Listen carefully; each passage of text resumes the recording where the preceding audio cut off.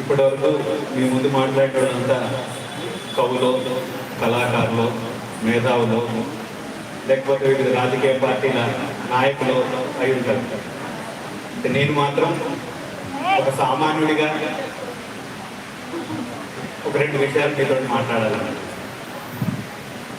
నాకన్నా వ్యక్తిగతంగా నాకు పెద్దగా పరిచయం లేదు. 2-3 సార్లు సమావేశాల్లో పాటలు వినడం తప్ప.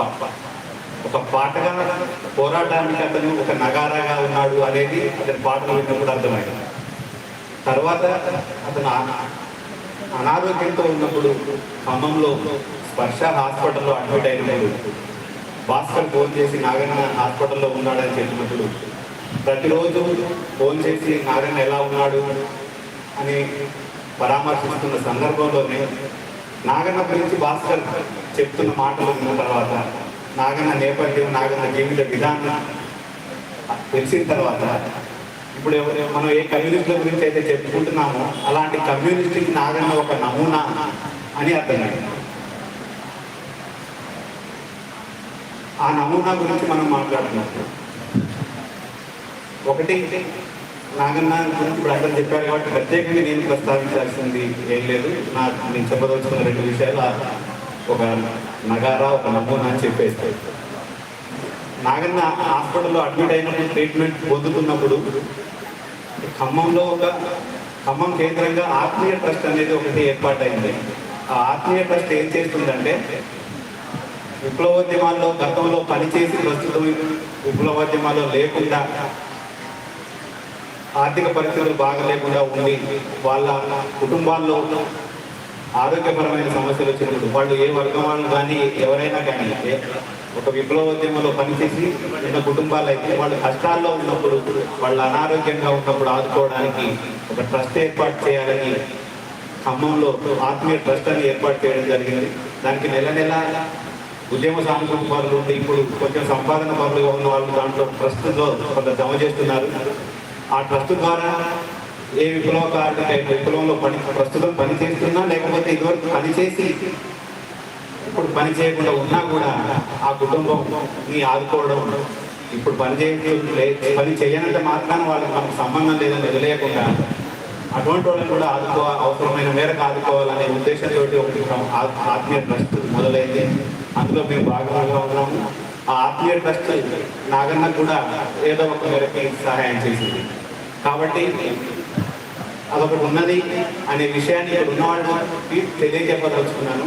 ఎవరైనా ఆత్మీయ ట్రస్ట్ ద్వారా విప్లవకారులకు, ఉద్యమకారులకు సహాయం చేయదలుచుకుంటే ఖమ్మం భాస్కర్ని కానీ డాక్టర్ అజితని కానీ సంప్రదిస్తే మీరు నెల కొంత ట్రస్ట్లో జమ చేస్తే ఇలాంటి కళాకారులకి పనికి వస్తుంది.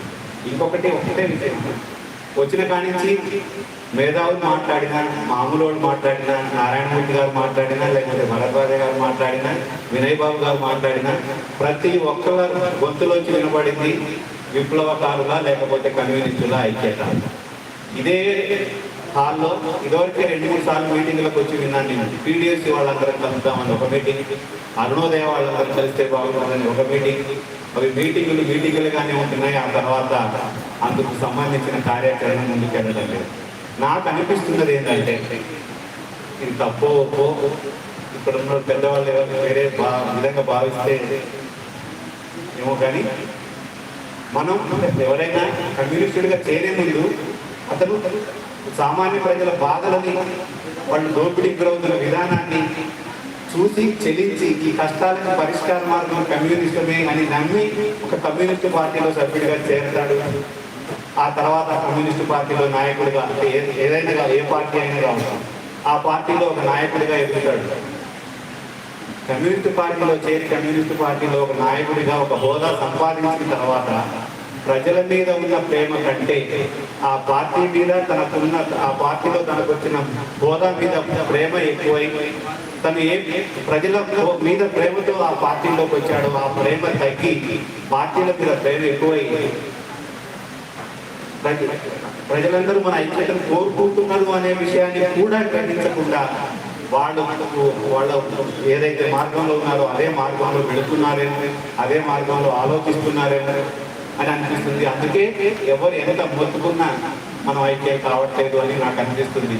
ఇప్పటికైనా ఫస్ట్ దశలో కమ్యూనిస్ట్ పార్టీలో మనం చేరకముందు ఏ పేద ప్రజల మీద ప్రేమను, ఏ పేద ప్రజల మీద గౌరవాన్ని, ఏ పేద ప్రజల కష్టాన్ని తొలగించాలనే ఆశయంతో మనం ఆ పార్టీలోకి వచ్చాము.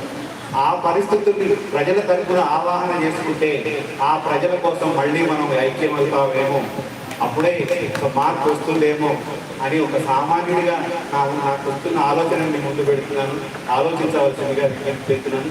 అదే ఆ ఐక్యతే నాగన్న లాంటి వాడికి నిజమైన నివాళి తప్ప మరేది కాదని భావిస్తున్నాను.